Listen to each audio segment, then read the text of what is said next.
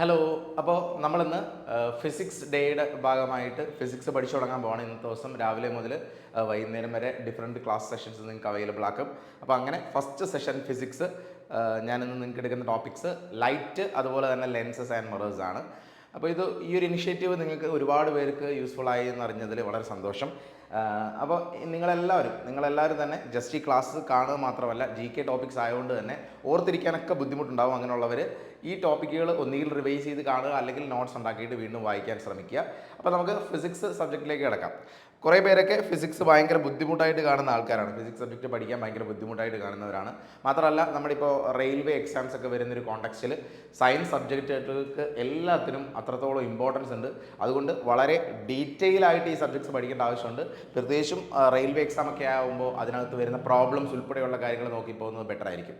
അപ്പം ഞാൻ ഇന്ന് ഒരു ദിവസം കൊണ്ട് ഫിസിക്സ് പഠിച്ചു തീർക്കാമെന്ന ഈ ഒരു ഇനിഷ്യേറ്റീവ് പറയുമ്പോഴും ഒരു ദിവസം കൊണ്ട് ഒരിക്കലും കംപ്ലീറ്റ് ആയിട്ട് പഠിച്ചു തീരാൻ പറ്റില്ല. പക്ഷേ ഇന്ന് നമ്മൾ നിങ്ങൾക്ക് പ്രൊവൈഡ് ചെയ്യുന്നൊരു കാര്യം എന്താണെന്ന് വെച്ചാൽ, ഒരു ദിവസം കൊണ്ട് കവർ ചെയ്യാൻ പറ്റുന്ന മാക്സിമം ടോപ്പിക്കിലൂടെ നമ്മൾ കടന്നു പോകുക. അപ്പം ഏറ്റവും ഇമ്പോർട്ടൻ്റ് ആയിട്ടുള്ള കാര്യങ്ങളായിരിക്കും നമ്മൾ ഇന്നത്തെ ക്ലാസ്സിൽ ഡിസ്കസ് ചെയ്യുന്നത്. അപ്പോൾ നമുക്ക് സെഷൻ സ്റ്റാർട്ട് ചെയ്യാം.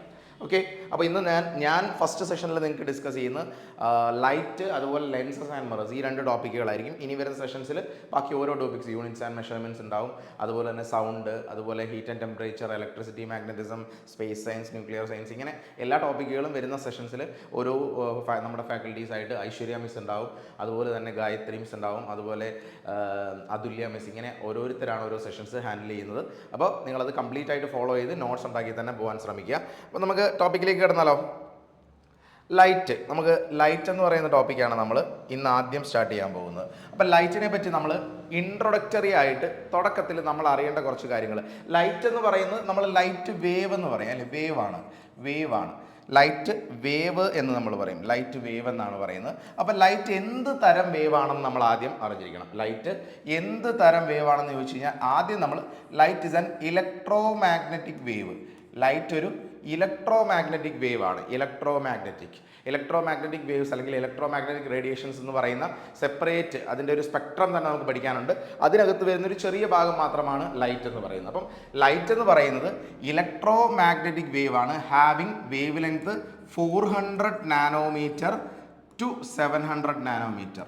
അപ്രോക്സിമേറ്റ് വാല്യൂ ആണ്, നമ്മൾ റൗണ്ട് ഓഫ് ചെയ്താണ് എഴുതിയിരിക്കുന്നത്. 400 നാനോമീറ്ററിനും അതുപോലെ തന്നെ 700 നാനോമീറ്ററിനും ഇടയിൽ വേവ് ലെങ്ത് ഉള്ള ഇലക്ട്രോ മാഗ്നറ്റിക് വേവ്സിനെയാണ് നമ്മൾ എന്ത് വിളിക്കുന്നത്? ലൈറ്റ് വേവ് എന്ന് വിളിക്കുന്നത്. ഓക്കെ, മനസ്സിലായോ? അല്ലെങ്കിൽ നാനോമീറ്ററിൻ്റെ ടേംസിൽ, നാനോമീറ്റർ എന്ന് പറഞ്ഞാൽ എത്രയാ? നാനോ എന്ന് വെച്ചാൽ എത്രയാ? മൈക്രോ എന്ന് പറഞ്ഞാൽ 10⁻⁻6 ആണ്. നാനോ എന്ന് വെച്ചാൽ 10⁻⁻9 ആണ്. അല്ലെങ്കിൽ നമുക്കിത് മൈക്രോമീറ്ററിൻ്റെ ടേംസിൽ പറയുകയാണെങ്കിൽ 0.5 മൈക്രോമീറ്റർ.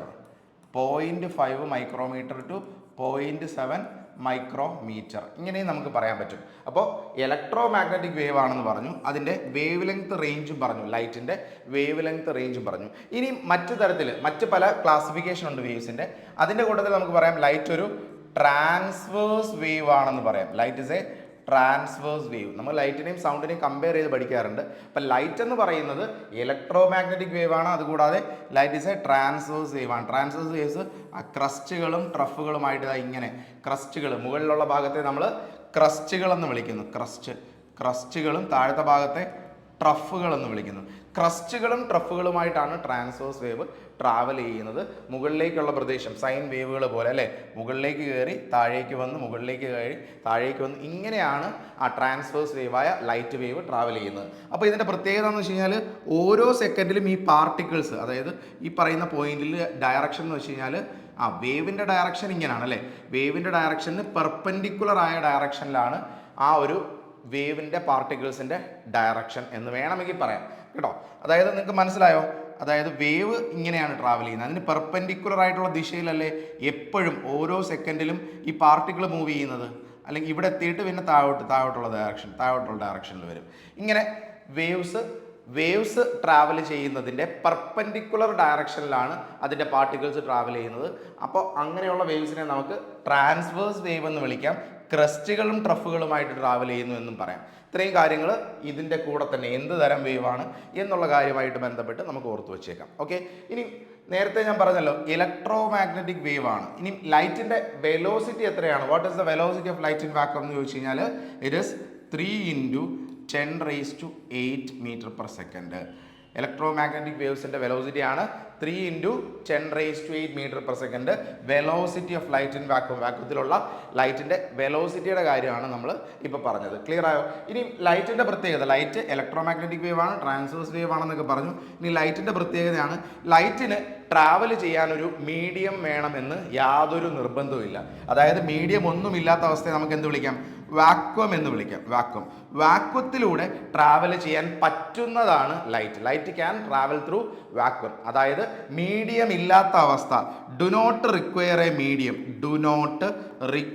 എ മീഡിയം, മീഡിയം വേണമെന്ന് യാതൊരു നിർബന്ധവുമില്ല ലൈറ്റ് വേവിന്. Do not require a medium വേണമെന്ന് യാതൊരു നിർബന്ധവുമില്ലാത്ത വേവാണ് ലൈറ്റ് വേവ്. അതേസമയം സൗണ്ട് വേവിനെ സംബന്ധിച്ച് സൗണ്ട് വേവിന് വാക്വത്തിലൂടെ ട്രാവൽ ചെയ്യാൻ പറ്റില്ല. അതിന് ട്രാവൽ ചെയ്യാൻ ഒരു മീഡിയം വേണമെന്ന് വളരെ നിർബന്ധമാണ്. അപ്പോൾ അത് ലൈറ്റിൻ്റെ അടുത്തൊരു പ്രത്യേകതയാണ്. ഇനി ലൈറ്റിൻ്റെ വെലോസിറ്റി കൂടി ഞാൻ പറയട്ടെ. ലൈറ്റിന് ഏറ്റവും വെലോസിറ്റി കൂടിയ മീഡിയം ഏത്, ഏറ്റവും വെലോസിറ്റി കുറഞ്ഞ മീഡിയം ഏത്? അപ്പോൾ ലൈറ്റിൻ്റെ ഏറ്റവും വെലോസിറ്റി കൂടിയ മീഡിയം വാക്വമാണ്. വാക്വത്തിലാണ് ലൈറ്റിന് മാക്സിമം വെലോസിറ്റി ഉള്ളത്. അത് കഴിഞ്ഞിട്ട് എയർ മീഡിയം അല്ലെങ്കിൽ ഗ്യാസ് മീഡിയം, അത് കഴിഞ്ഞിട്ട് ലിക്വിഡ് മീഡിയം, ഏറ്റവും വെലോസിറ്റി കുറഞ്ഞതാണ് സോളിഡ് മീഡിയം. ഈ ഒരു ഓർഡറിലാണ് ലൈറ്റിൻ്റെ വെലോസിറ്റി എന്ന് നമുക്ക് പറയാം. അപ്പോൾ ഇത്രയും കാര്യങ്ങൾ ലൈറ്റുമായിട്ട് ബന്ധപ്പെട്ടതാണ്, ഇമ്പോർട്ടൻ്റ് ആയിട്ടുള്ള കാര്യമാണ്, ബേസിക് ആയിട്ടുള്ള കാര്യമാണ്. ക്ലിയർ ആയി എന്ന് കരുതുന്നു. അപ്പോൾ ലൈറ്റിനെ പറ്റിയുള്ള കുറച്ച് ഇൻട്രൊഡക്ടറി കാര്യങ്ങളാണ്. ഇത് നോട്ട് ഉണ്ടാക്കി വെക്കുക. ഈ ലൈറ്റിൻ്റെ വേവ് ലെങ്ത്, റേഞ്ച് ഉൾപ്പെടെയുള്ള കാര്യങ്ങൾ ആ നോട്ട് ഉണ്ടാക്കി വെച്ചോളുക. ഓക്കെ, ഇനി നമുക്ക് തിയറീസ് ഓഫ് ലൈറ്റ് പഠിച്ചാലോ? തിയറീസ് ഓഫ് ലൈറ്റ്, അതായത് സിമ്പിൾ ആയിട്ടുള്ള കുറച്ച് കാര്യങ്ങളാണ്. അപ്പം ലൈറ്റ് എന്ന് പറയുന്നത് ഒരു ഇലക്ട്രോ മാഗ്നറ്റിക് വേവ് ആണെന്ന് പറഞ്ഞു. പക്ഷേ അതിനു മുമ്പേ പല സയൻറ്റിസ്റ്റുകളും ആ ലൈറ്റിനെ പറ്റി ഡിഫറെൻറ്റ് തിയറീസ് ഇൻട്രൊഡ്യൂസ് ചെയ്തിട്ടുണ്ടായിരുന്നു. ചിലത് അക്സെപ്റ്റ് ചെയ്യുകയും ചിലത് അതിൻ്റെ ഷോർട്ട് കമ്മിങ്സ് കാരണം അക്സെപ്റ്റ് ചെയ്യാതിരിക്കുകയും ഒക്കെ ചെയ്തിട്ടുണ്ട്. അപ്പോൾ അങ്ങനെയുള്ള സ്ഥിതിക്ക് കുറച്ച് തിയറീസ് റിലേറ്റഡ് ടു ലൈറ്റ്. ഒന്നാമത് പറയുന്നത് corpuscular theory of light. Corpuscular theory of light ആണ് ഫസ്റ്റ് പറയുന്നത്. അത്ര അക്സെപ്റ്റഡ് ആയിട്ടുള്ള ഒരു തിയറി ആയിരുന്നില്ല കോർപ്പസ്കുലാർ തിയറി ഓഫ് ലൈറ്റ്. ആരാണ് corpuscular theory of light propose ചെയ്തതെന്ന് ചോദിച്ചു കഴിഞ്ഞാൽ ഉത്തരം നമ്മൾ എപ്പോഴും പറയുന്ന പേരാണ് ഐസക് ന്യൂട്ടൺ. അത്ര അക്സെപ്റ്റഡ് ആയിട്ടുള്ള ഒരു തിയറി ആയിരുന്നില്ല. കോർപ്പസൽസ് എന്ന് പറയുന്ന മീഡിയത്തിലൂടെയാണ് ലൈറ്റ് ട്രാവൽ ചെയ്യുന്നത് എന്നൊക്കെ പറഞ്ഞൊരു തിയറി ആയിരുന്നു. അതൊരു ബ്ലണ്ടർ ആയിരുന്നു എന്ന് വേണമെങ്കിൽ പറയാം. നമുക്ക് അത്രത്തോളം അക്സെപ്റ്റഡ് ആയിട്ടുള്ള ഒരു തിയറി ആയിരുന്നില്ല. അപ്പം കോർപ്പസ്കുലാർ തിയറി ഓഫ് ലൈറ്റ് ചോദിച്ചാൽ, കോർപ്പസ്കുലാർ തിയറി ഓഫ് ലൈറ്റ് ചോദിച്ചാൽ അതിൻ്റെ ഉത്തരം ഐസക് ന്യൂട്ടൺ ആണ് കോർപ്പസ്കുലാർ തിയറി ഓഫ് ലൈറ്റ് കൊണ്ടുവന്നത്. ഇനി അടുത്തത് രണ്ടാമത്തെ തിയറി ഞാൻ പറയുന്നു, സെക്കൻഡ് തിയറിയാണ് wave theory of light. Wave theory of light.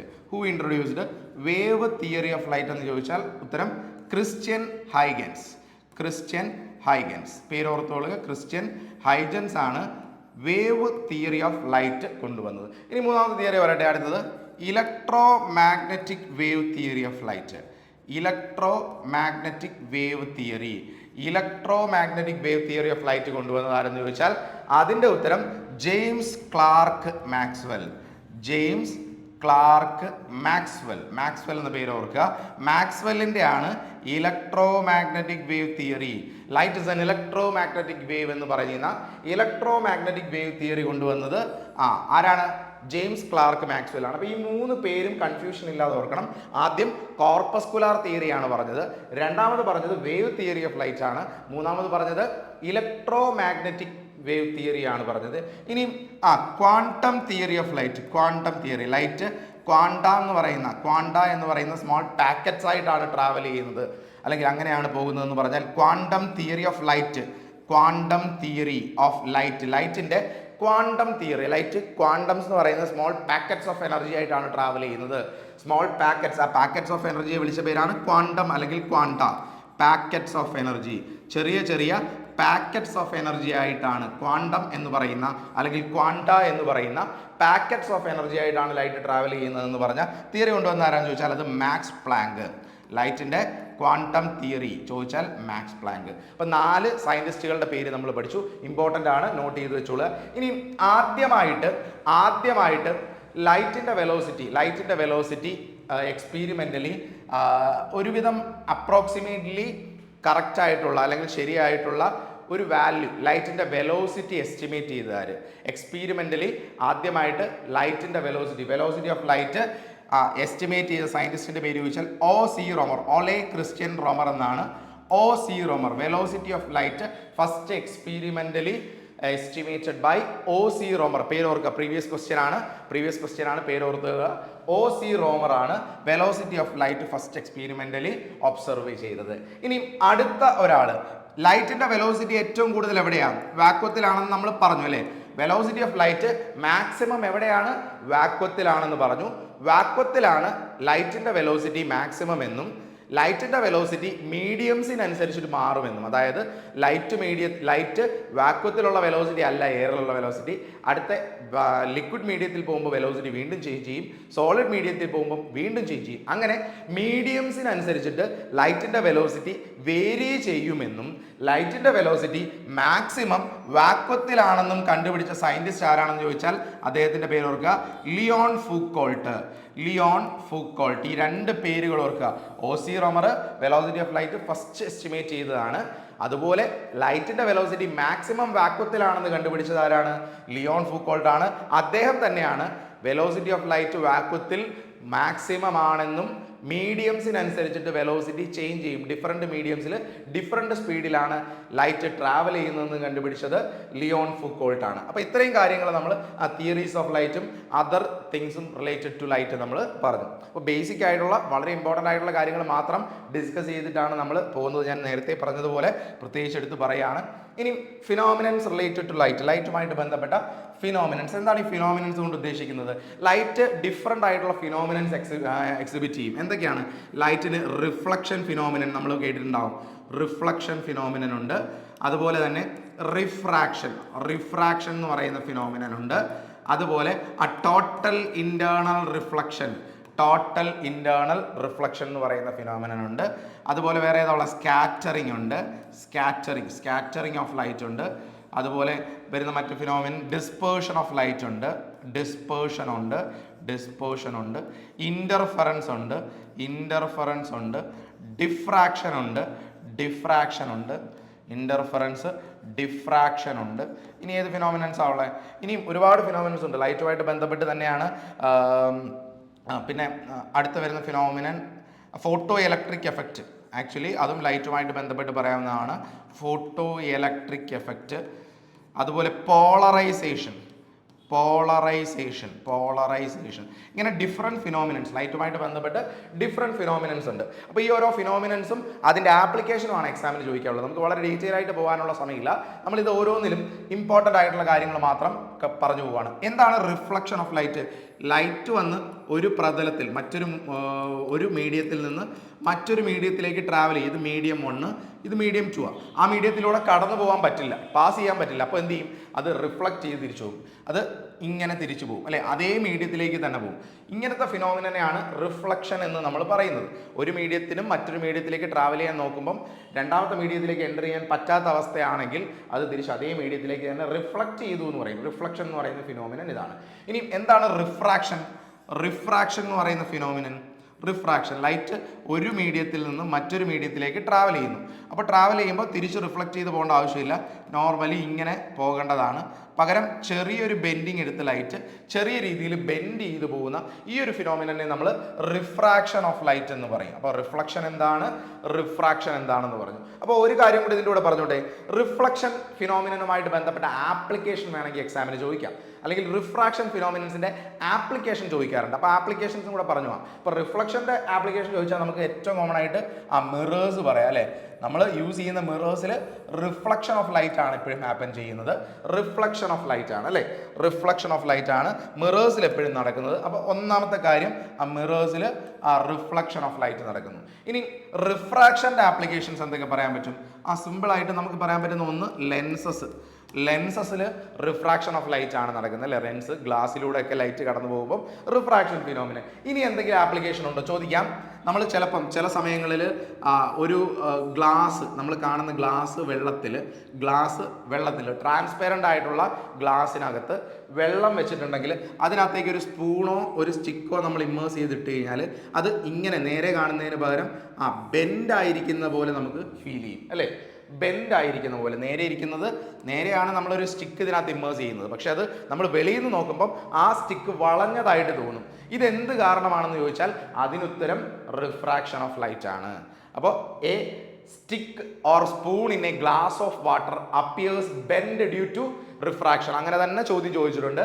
A spoon or stick in a glass of water appears bend due to refraction of light. അപ്പോൾ ഒരു ആപ്ലിക്കേഷൻ ലെൻസ് പറഞ്ഞു, രണ്ടാമത്തെ ആപ്ലിക്കേഷൻ പറഞ്ഞു a stick or spoon in a glass of water appears bend due to refraction of light. ഇനി എന്തെങ്കിലും application ഉണ്ടോ? ഉണ്ട്. നമ്മൾ കുളത്തിലോ അല്ലെങ്കിൽ സ്വിമ്മിംഗ് പൂളിലോ ഒക്കെ നമ്മൾ നീന്താനായിട്ട് പോകുമ്പോൾ അല്ലെ മുകളിൽ നിന്ന് നമ്മൾ നോക്കുമ്പം ആ ഒരു സ്വിമ്മിംഗ് പൂളിൻ്റെ അല്ലെങ്കിൽ ആ ഒരു കുളത്തിൻ്റെയൊക്കെ ആഴം കുറവുള്ളതായിട്ട് തോന്നും അല്ലേ, ആഴം കുറവായിട്ട് തോന്നും. പക്ഷെ നമ്മൾ ഇറങ്ങുമ്പം കുറേ കൂടെ താഴ്ച ഉണ്ടായിരുന്നു എന്ന് നമുക്ക് ഫീൽ ചെയ്യും. ഇങ്ങനെ ഒരു ഫിനോമിന നിങ്ങളെല്ലാവരും ഒബ്സർവ് ചെയ്തിട്ടുണ്ടോ? ഇതെന്തുകൊണ്ടാണെന്ന് ചോദിച്ചു കഴിഞ്ഞാൽ അതിൻ്റെ ഉത്തരവ് എന്താണ്?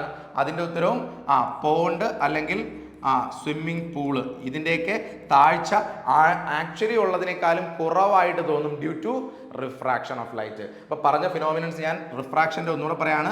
ലെൻസസ് ഒരു ആപ്ലിക്കേഷൻ ആണ്. സ്റ്റിക്ക് അല്ലെങ്കിൽ spoon in a glass of water, രണ്ട് സ്റ്റിക്ക് അല്ലെങ്കിൽ spoon in a glass of water രണ്ടാമത്തെ ആപ്ലിക്കേഷൻ. മൂന്നാമത്തെ പറഞ്ഞ് പോണ്ട് അല്ലെങ്കിൽ pool appears shallow when viewed from top. Shallow എന്ന് പറഞ്ഞാൽ താഴ്ച കുറവുള്ളതിനെ ഷാലോ എന്ന് നമ്മൾ പറയും. ഷാലോ എ പോണ്ട് അല്ലെങ്കിൽ pool appears shallow when viewed from top due to refraction of light. ഇനിയും ഫിനോമിനൻസ് ഉണ്ട്. ഇമ്പോർട്ടൻ്റ് ആയിട്ടുള്ള ഒന്നുകൂടെ പറഞ്ഞോട്ടെ. അടുത്തത് റിഫ്രാക്ഷൻ്റെ ഒരു ആപ്ലിക്കേഷനും കൂടെ പറയാം. നമ്മൾ ട്വിങ്ക്ലിംഗ് ഓഫ് സ്റ്റാർസ് ചിലപ്പോൾ നമ്മളിത് പറയില്ല. ട്വിങ്ക്ലിംഗ് ഓഫ് സ്റ്റാർസ്, സ്റ്റാറുകൾ ട്വിങ്കിൾ ചെയ്യുന്നത് നമുക്കറിയാം. നക്ഷത്രങ്ങൾ മിന്നുന്നതിന് പിന്നിലുള്ള ലൈറ്റിൻ്റെ ഫിനോമിനൻ എന്താണെന്ന് ചോദിച്ചാൽ അതിൻ്റെ ഉത്തരവ് എന്താണ്? അതും റിഫ്രാക്ഷൻ ആണ്. കാരണം എന്താ? നമ്മൾ സൂര്യനെ സൂര്യനല്ല സ്റ്റാർസിനെ വളരെ ദൂരെ നിന്നാണ് കാണുന്നത്. നമ്മളിവിടെ ഭൂമിയിൽ നിൽക്കുകയാണ്. അപ്പോൾ ലൈറ്റ് സ്റ്റാർസിൽ നിന്നുള്ള ഒരു റേ ഓഫ് ലൈറ്റ് നമ്മുടെ കണ്ണിൽ എത്തിയാലല്ലേ നമുക്ക് അത് കാണാൻ പറ്റൂ. ഇനിയും ചില സെക്കൻഡുകൾ അറ്റ്മോസ്ഫിയറിക് റിഫ്രാക്ഷൻ കാരണം ലൈറ്റ് റിഫ്രാക്ട് ചെയ്ത് മറ്റു വഴിയിലേക്ക് പോകും. ആ സെക്കൻഡുകളിൽ നമുക്ക് കാണാൻ പറ്റില്ല, വളരെ ചെറിയ മൈന്യൂട്ട് സെക്കൻഡ്സിലായിരിക്കും. അപ്പോൾ ആ സെക്കൻഡുകളിൽ ലൈറ്റ് നമുക്ക് കാണാൻ പറ്റില്ല. അപ്പോൾ ഒരു സെക്കൻഡ് അല്ലെങ്കിൽ വളരെ ചെറിയ ടൈമിൽ നമ്മുടെ കണ്ണിലെത്തും, ചില സമയത്ത് നമ്മുടെ കണ്ണിലെത്തില്ല. ഇങ്ങനെ ഇന്റർമിറ്റൻ്റ് ആയിട്ട് ചില ലൈറ്റുകൾ ചില സമയങ്ങളിൽ നമ്മുടെ കണ്ണിലെത്തുന്നതുകൊണ്ടാണ് ട്വിങ്ക്ലിംഗ് എഫക്റ്റ് ഉണ്ടാകുന്നത്. അപ്പം അടുത്തത് ട്വിങ്ക്ലിംഗ് ഓഫ് സ്റ്റാർസ്. ഇത് എന്തിൻ്റെ എക്സാമ്പിൾ ആണെന്ന് ചോദിച്ചാൽ അതും റിഫ്രാക്ഷൻ്റെ എക്സാമ്പിൾസ് ആണ്. ക്ലിയർ ആയോ? അപ്പോൾ നമ്മൾ റിഫ്രാക്ഷനുമായിട്ട് ബന്ധപ്പെട്ട ഫിനോമിനൻസ് ആണ് പറഞ്ഞത്. ഇനി അടുത്ത ടോട്ടൽ ഇന്റേണൽ റിഫ്ലക്ഷൻ ഇമ്പോർട്ടൻ്റ് ആണ്. ടോട്ടൽ ഇന്റേണൽ റിഫ്ലക്ഷൻ്റെ ആപ്ലിക്കേഷൻ നമുക്ക് അടുത്ത് നോക്കാം. അപ്പോൾ ടോട്ടൽ ഇന്റേണൽ റിഫ്ലക്ഷൻ എന്ന് പറഞ്ഞാൽ യഥാർത്ഥത്തിൽ അത് റിഫ്ലക്ഷൻ അല്ല, റിഫ്രാക്ഷൻ്റെ ഒരു സ്പെഷ്യൽ കേസാണ് ടോട്ടൽ ഇന്റേണൽ റിഫ്ലക്ഷൻ എന്ന് പറയുന്നത്. റിഫ്രാക്ഷൻ്റെ ഒരു സ്പെഷ്യൽ കേസാണ്. എന്താണെന്ന് പറഞ്ഞു തരാം. ജസ്റ്റ് വളരെ പെട്ടെന്ന് നമുക്ക് പറയാം. അപ്പോൾ ലൈറ്റ് വന്ന് ഇങ്ങനെയാണ് റിഫ്രാക്ട് ചെയ്ത് പോകുന്നത് അല്ലേ. ഇങ്ങനെ പോകുമ്പോൾ സപ്പോസ് ഞാൻ ഒന്നുകൂടെ മായ്ച്ചു വരയ്ക്കട്ടെ. ഒന്നുകൂടെ ഒന്ന് വരയ്ക്കാം. ഇവിടെ ഒന്ന് വരയ്ക്കാം. ഇപ്പോൾ ടോട്ടൽ ഇന്റേണൽ റിഫ്ലക്ഷൻ, സപ്പോസ് ഇതൊരു ലൈറ്റ് റേ ആണ്. ലൈറ്റ് റേ ഇങ്ങനെ വന്നു. അപ്പോൾ നമ്മുടെ മീഡിയം ഇങ്ങനെ, അപ്പോൾ നേരെ ഇങ്ങനെയാണ് ലൈറ്റ് പോകേണ്ടത്. പകരം ഒരു ബെൻഡിങ്ങോടുകൂടി വെളിയിലേക്ക് അത് ബെൻഡ് ചെയ്തു. ഞാൻ ഇതിൻ്റെ എല്ലാ കണ്ടീഷൻസ് ഉൾപ്പെടെ വളരെ ഡീറ്റെയിൽഡ് ആയിട്ടുള്ള ക്ലാസ്സസ് ഒക്കെ എടുത്തിട്ടുണ്ട്. നമ്മുടെ ആപ്പിൽ ക്ലാസ്സിനകത്തൊക്കെ എടുത്തിട്ടുണ്ട്. അപ്പം ഞാനിപ്പോൾ പറയുന്നത് ജസ്റ്റ് മനസ്സിലാവാൻ വേണ്ടി വളരെ പെട്ടെന്ന് പറഞ്ഞു പോവുകയാണ്.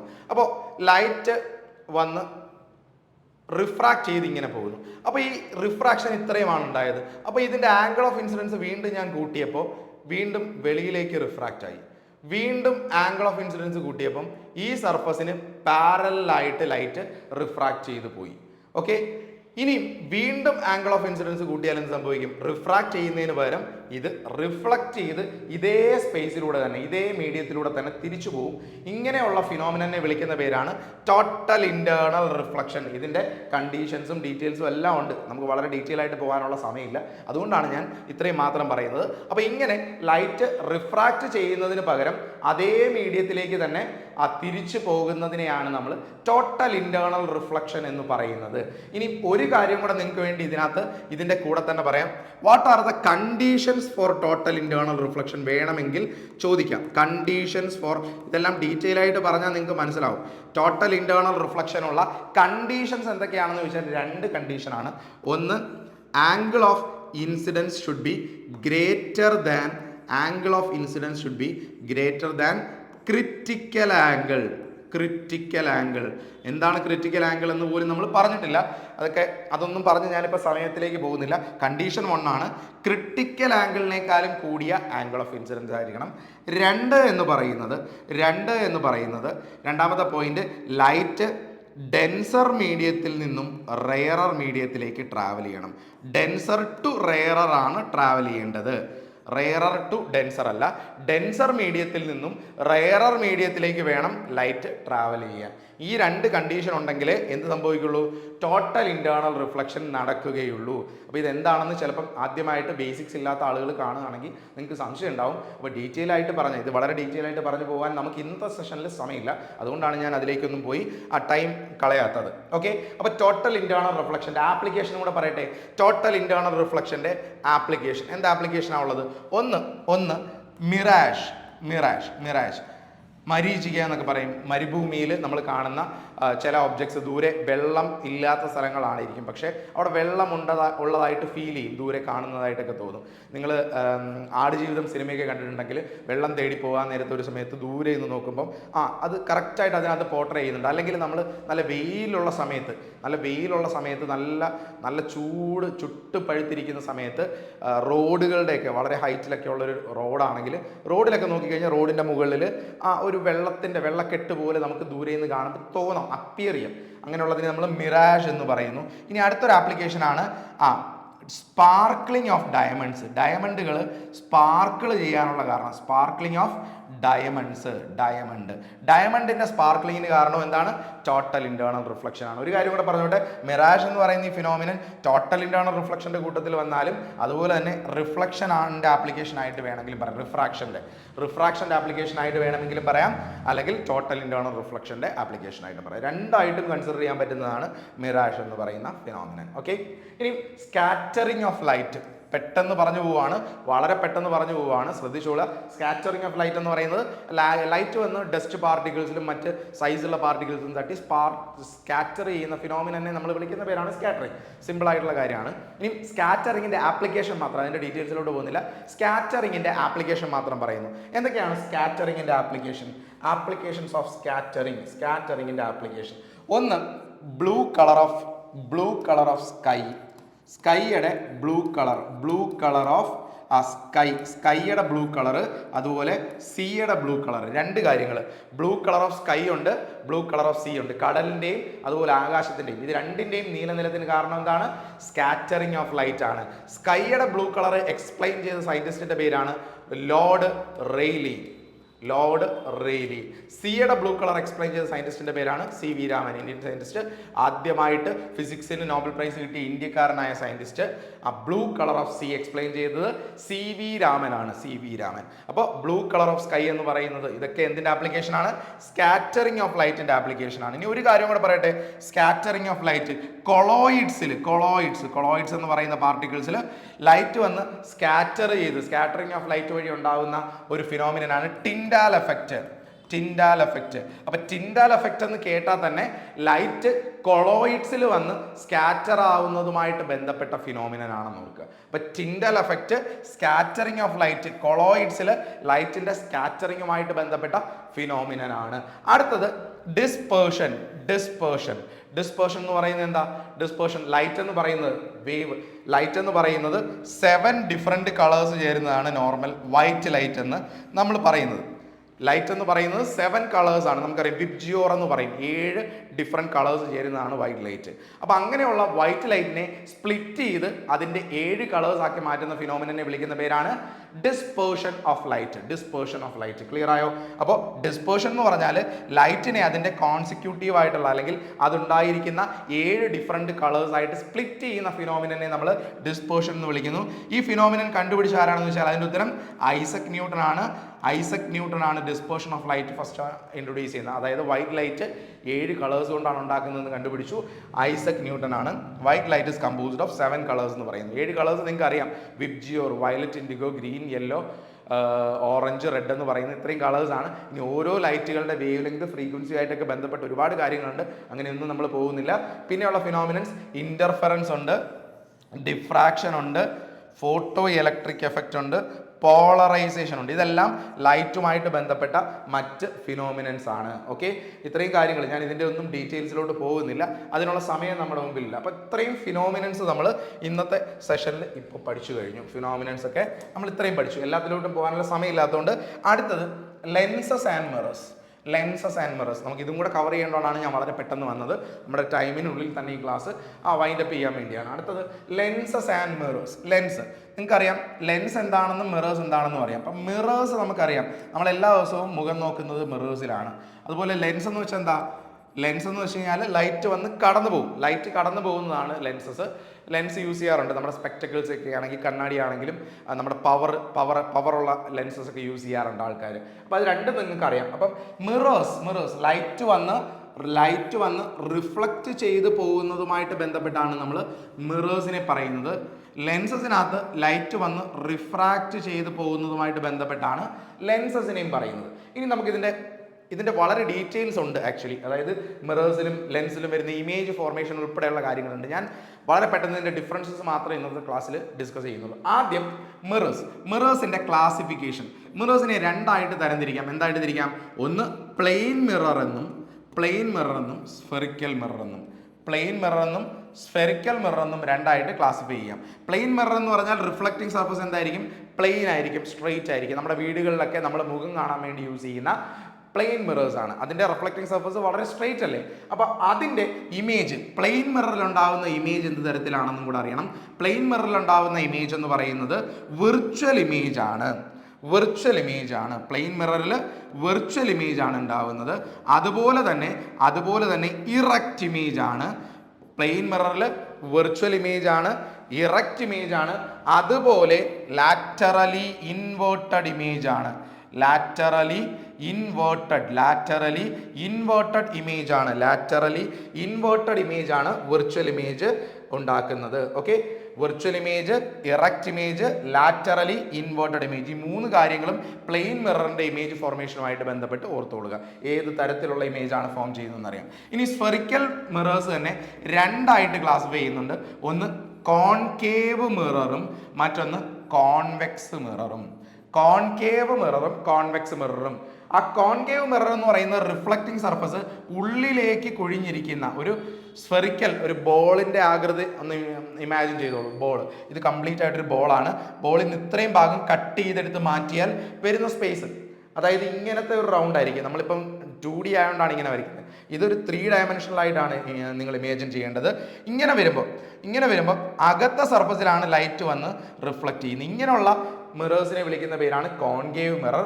അതേസമയം റിഫ്ലക്റ്റിംഗ് സർഫസ് വെളിയിലേക്ക് തള്ളിയിരിക്കുന്നതിനെ കോൺവെക്സ് മിറേഴ്സ് എന്ന് വിളിക്കും. അപ്പോൾ രണ്ട് തരത്തിലുള്ള മിറേഴ്സ് ഉണ്ട് സ്ഫെറിക്കൽ മിറേഴ്സിനകത്ത് തന്നെ, കോൺകേവ് മിററും കോൺവെക്സ് മിററും. കോൺകേവ് മിററിന്റെ പ്രത്യേകത എന്താണെന്നറിയോ? കോൺകേവ് മിറേഴ്സിന്റെ പ്രത്യേകതയാണ്, കോൺകേവ് മിററിനെയാണ് നമ്മൾ എന്ത് വിളിക്കുന്നത്? കോൺകേവ്. ഞാൻ ഇവിടെ എഴുതാം കോൺകേവ് മിററിനെയാണ് നമ്മൾ എന്ത് വിളിക്കുന്നത്? കോൺകേവ് മിററിനെയാണ് കൺവേർജിങ് മിറർ എന്ന് വിളിക്കുന്നത്. അതേസമയം കോൺവെക്സ് മിററിനെ വിളിക്കുന്ന പേരാണ് ഡൈവേർജിങ് മിറർ. ഇതിന് കാരണമുണ്ട്.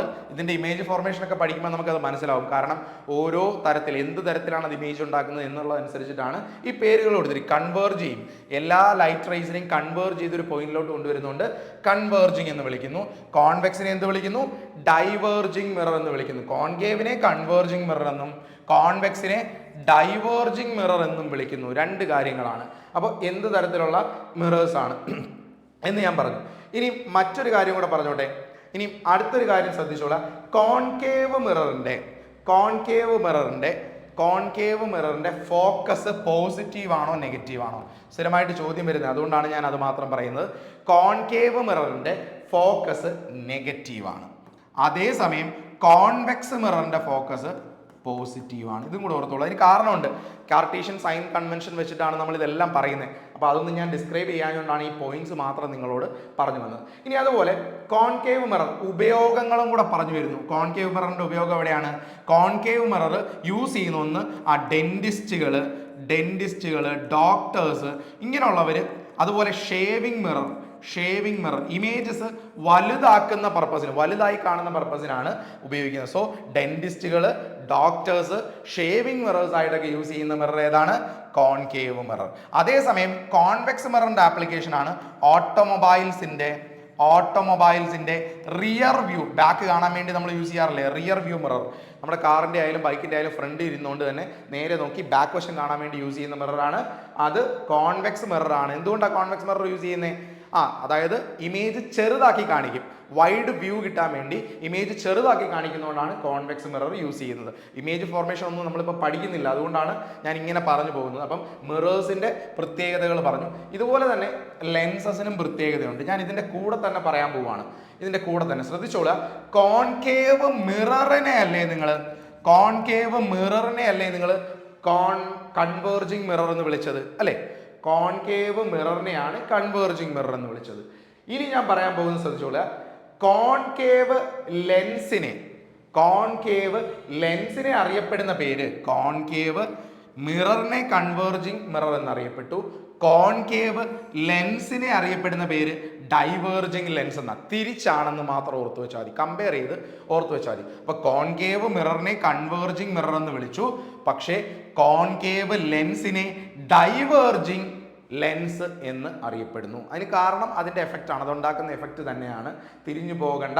അതേസമയം കോൺവെക്സ് മിററിനെ ഡൈവേർജിങ് മിറർ എന്ന് വിളിച്ചല്ലോ, ഇനിയും കോൺവെക്സ് ലെൻസിനെ കൺവേർജിങ് ലെൻസ് എന്നും നമുക്ക് വിളിക്കാം. അതിന് കാരണം ഇമേജ് ഫോർമേഷൻ വെച്ച് നോക്കിയാൽ നമുക്ക് എന്താണ് കാരണം എന്നൊക്കെ മനസ്സിലാവും. അപ്പം ഇമേജ് ഫോർമേഷനും റേ ഡയഗ്രാംസും കാര്യങ്ങളൊന്നും നമ്മൾ ഇന്നത്തെ ക്ലാസ്സിൽ പഠിച്ചില്ല. അപ്പോൾ ഇത്രയും കാര്യങ്ങൾ വളരെ പെട്ടെന്ന് പറയാൻ വേണ്ടിയാണ് ഞാൻ ഇത്രയും കാര്യങ്ങളിലേക്ക് വന്നത്. അപ്പോൾ കുറച്ച് സമയം കൊണ്ട് തന്നെ നമ്മൾ ഈ ടോപ്പിക്കുകളിലൂടെ വളരെ പെട്ടെന്ന് കടന്നുപോയി. ലെൻസ് ആൻഡ് മിറേഴ്സ്, ലൈറ്റ് എന്ന് പറയുന്ന ടോപ്പിക്സിലൂടെ വളരെ പെട്ടെന്ന് കടന്നുപോയി. ഇനി നിങ്ങൾ ചെയ്യേണ്ട എന്താ, ഈ ക്ലാസ് ഒന്നുകൂടെ കണ്ട് കൃത്യമായിട്ട് നോട്ട് ഉണ്ടാക്കുക. എന്നിട്ട് ഈവനിങ് വരെയുള്ള ക്ലാസ്സസ് എല്ലാം കണ്ട് ഫൈനലി അവസാനം നിങ്ങൾ അതിൻ്റെ നോട്ട്സ് വെക്കുക. ഇനിയും വരുന്ന ദിവസങ്ങളിൽ അത് വായിച്ചു നോക്കുക. മാക്സിമം ക്വസ്റ്റ്യൻസ് ഇനിയും ഇതുമായിട്ട് ബന്ധപ്പെട്ട് നിങ്ങൾ കളക്ട് ചെയ്യാനും കൂടെ ശ്രമിച്ചാൽ മാത്രമേ ഗുണം ഉണ്ടാവുള്ളൂ. അപ്പോൾ ഈ ക്ലാസ് നിങ്ങൾക്ക് യൂസ്ഫുൾ ആയോ, അല്ലെങ്കിൽ നിങ്ങൾക്ക് ഫോളോ ചെയ്യാൻ പറ്റിയില്ലേ, നിങ്ങളുടെ ഫീഡ്ബാക്കിന് ഞാൻ വെയിറ്റ് ചെയ്യുന്നുണ്ട്. അപ്പോൾ നിങ്ങളുടെ ഫീഡ്ബാക്ക് എത്രയും പെട്ടെന്ന് വീഡിയോയുടെ താഴെ കമൻറ്റുകളായിട്ട് അറിയിക്കുക. അപ്പോൾ ആ മാറ്റങ്ങളും കൂടെ ഉൾക്കൊണ്ട് നമുക്ക് അടുത്ത വരുന്ന ആഴ്ചകളിൽ നമുക്ക് ക്ലാസ്സസ് അറേഞ്ച് ചെയ്യാൻ പറ്റുന്നതാണ്. അപ്പോൾ താങ്ക്